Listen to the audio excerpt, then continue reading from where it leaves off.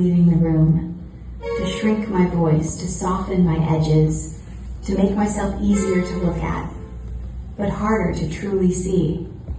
I became a master of blending in, hidden in plain sight.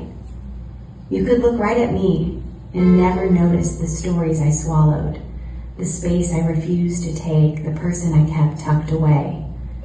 Because being unseen felt safe, safe from judgment, safe from rejection, but also safe from being known. And there's a difference between being safe and being alive. Love me.